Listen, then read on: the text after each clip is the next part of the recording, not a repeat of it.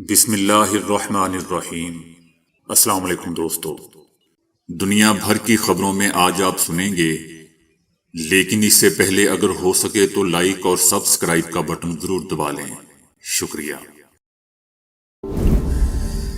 Supreme court میں NAB ترامیم case کی سماعت کے معاملے پر دوستو، عمران خان نے سپریم کورٹ میں ذاتی حیثیت میں پیش ہونے کے لیے درخواست کر دی ہے۔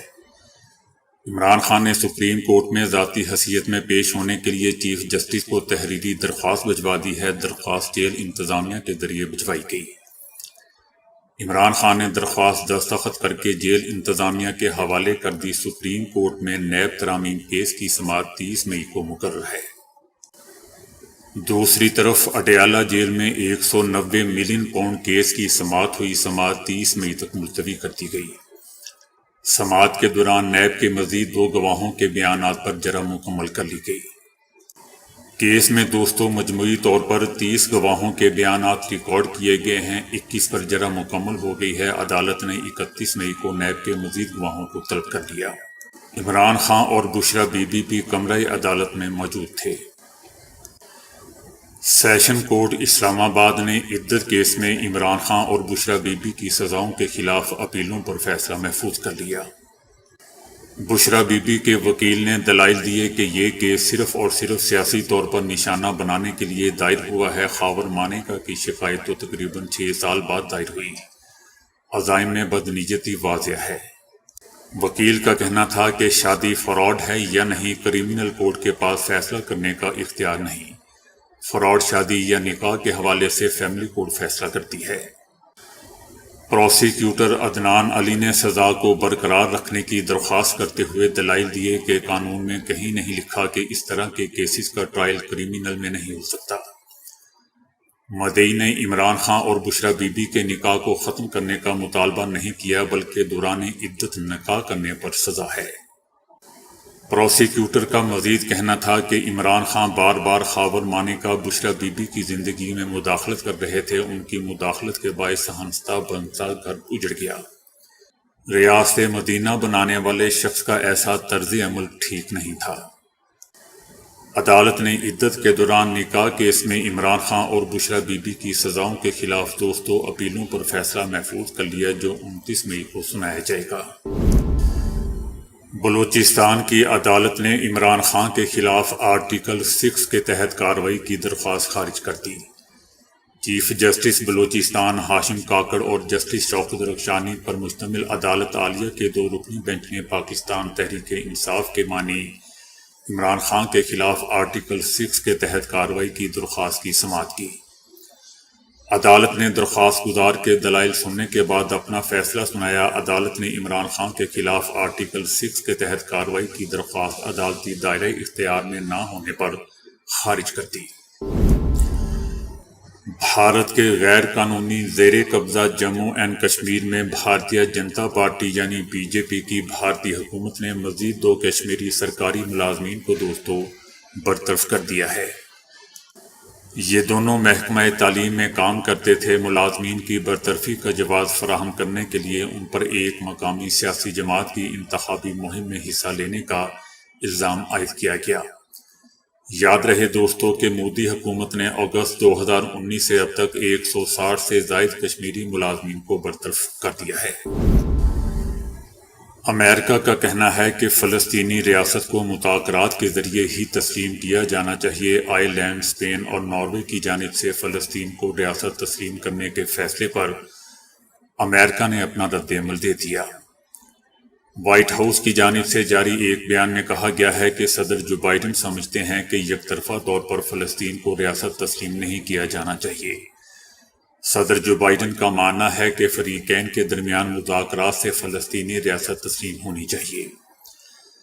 وائٹ ہاؤس کا مزید کہنا ہے کہ صدر جو بائیڈن اپنے پورے کیریئر میں 2 ریاستی حل کے مضبوط حامی رہے ہیں۔ دوستو یاد رہے کہ گزشتہ روز آئرلینڈ، ناروے اور اسپین نے فلسطینی ریاست کو تسلیم کرنے کا اعلان کیا تھا۔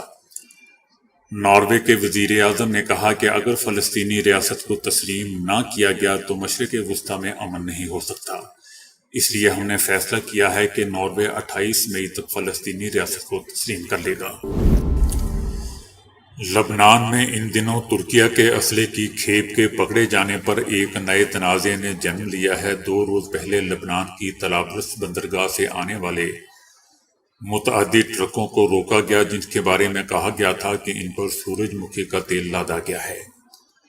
بعد میں معلوم ہوا کہ ان میں ترک فوجی پستول چھپائے گئے تھے۔ فوج نے 2 ٹرکوں میں 704 سمگل شدہ فوجی پستول قبضے میں لینے کا اعلان کیا ہے، جو ایک جہاز پر طرابلس کی بندرگاہ پر پہنچائے گئے تھے۔ 2 ٹرکوں میں سے ایک میں شمالی بیروت کی طرف جاتے ہوئے برقی شارٹ کی وجہ سے آگ لگنے کے بعد انکشاف ہوا کہ اس میں انجن کے اوپر چھپائی گئی 304 سمگل شدہ پستولیں لدی ہوئی تھیں۔ لبنانی فوج کی جانب سے کی گئی تحقیقات سے معلوم ہوا ہے کہ جن ٹرکوں میں ترک پستول قبضے میں لیے گئے تھے ان کا تعلق فلسطینی کی ایک خاندان سے تھا۔ یہ فلسطینی عین الدلب کے علاقے میں دمیہ ومیہ کیمپ میں رہتا ہے، لیکن اب یہ ترکیہ میں مقیم ہے۔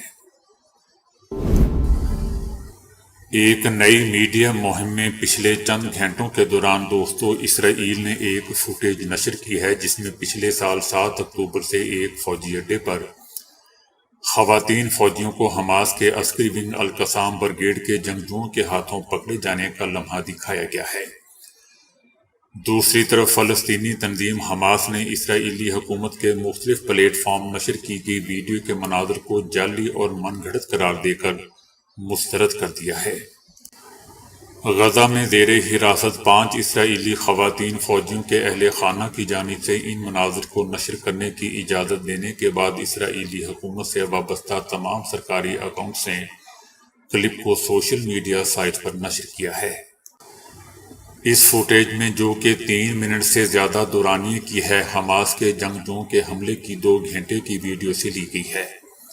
اہل خانہ کے مطابق کچھ خواتین فرش پر بیٹھی ہوئی ہیں اور ان کے ہاتھ پیٹھ پر پیچھے بندھے ہوئے ہیں، جبکہ ان میں سے کچھ نے حماس کے جنگجوؤں سے انگریزی میں بات کرنے کی کوشش کی۔ ان کے چہروں پر خوف کے آثار واضح دکھائی دے رہے تھے۔ اس کے بعد انہیں حماس کے ارکان کی چیخ و پکار کے درمیان ایک فوجی جیپ میں شدید گولیوں کی زد میں لے جایا گیا۔ اسرائیلی وزیر اعظم نیتن یاہو نے کہا ہے کہ یہ فوٹیج حماس کے خاتمے تک اپنی پوری طاقت کے ساتھ آگے بڑھنے کے عزم کو مضبوط کرے گی، تاکہ اس بات کو یقینی بنایا جا سکے کہ جو کچھ ہم نے آج رات دیکھا اسے کبھی دہرایا نہیں جائے گا۔ جبکہ دوستو، حماس نے اس فوٹیج کو بالکل ہی مسترد کر دیا ہے اور کہا ہے کہ یہ ایک جھوٹ کا پلندہ ہے، جیسا کہ اسرائیل پہلے کرتا آیا ہے۔ حماس کا مزید کہنا ہے کہ یہ ایک جعلی ویڈیو ہے جس میں من گھڑت مناظر اور الفاظ شامل کیے گئے ہیں۔ حماس نے اس کی مذمت کرتے ہوئے اس بات پر زور دیا کہ قابض ریاست کے الزامات اور جھوٹ کی حمایت کے لیے جان بوجھ کر مناظر کو کاٹنا اور من گھڑت تصاویر اور کلپس کا انتخاب کر کے خواتین اہلکاروں پر تشدد ثابت کرنے کی جھوٹی کوشش قابل مذمت ہے۔ حماس کا کہنا ہے کہ کچھ خواتین سپاہیوں کے زخموں کے نشانات کی موجودگی اس طرح کی کارروائیوں میں ہو سکتی ہے کیونکہ ایسے حالات میں بغداد سے بھی لوگ زخمی ہو جاتے ہیں۔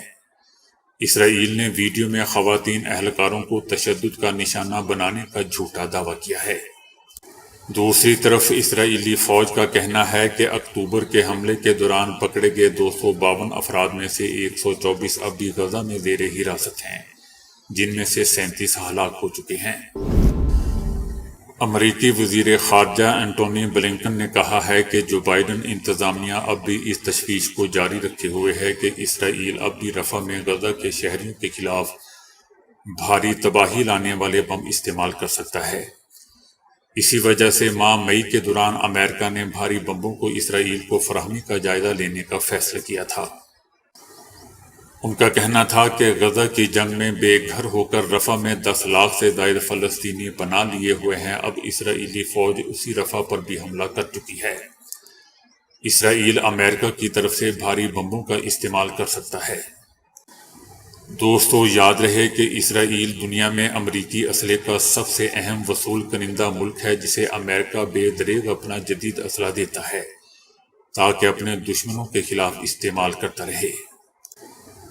امریکہ نے غزہ جنگ کے دوران بھی اسلحے کی فراہمی تواتر سے جاری رکھی ہوئی ہے۔ واقعہ دوستو یہ ہے کہ اسرائیل غزہ میں امریکی اسلحے اور امداد کے بغیر اتنی طویل جنگ لڑنے کا تصور بھی نہیں کر سکتا۔ تحریک انصاف کے وفد کی مولوی فضل الرحمان سے ملاقات کے بعد اہم پیش رفت سامنے آئی ہے۔ مولانا سے ملاقات کے بعد تحریک انصاف کی سینئر قیادت کا مشاورتی اجلاس منعقد ہوا۔ تحریک انصاف کے مطابق اجلاس کو بتایا گیا کہ مولوی فضل الرحمان نے مذاکرات کے لیے عمران خان کی جانب سے ایشورٹی کا مطالبہ کیا ہے۔ مولوی فضل الرحمان کی جانب سے ایک نئے پلیٹ فارم سے نئی تحریک چلانے کا بھی مطالبہ سامنے آیا ہے۔ مولوی فضل الرحمان نے مطالبہ کیا ہے کہ عمران خان سے مشاورت کر کے مکمل با اختیار کمیٹی کے نام دیے جائیں۔ سعودی عرب میں نیوم نامی عظیم کاروباری اور سیاحتی منصوبے پر ہونے والی پیش رفت کی ایک نئی ویڈیو جاری کی گئی ہے، جس میں 1,40,000 سے زائد تعمیراتی کارکنان کو مستقبل آفریں جگہ پر کلیدی علاقوں میں ہونے والی تعمیرات میں خدمات انجام دیتے ہوئے دیکھا جا سکتا ہے۔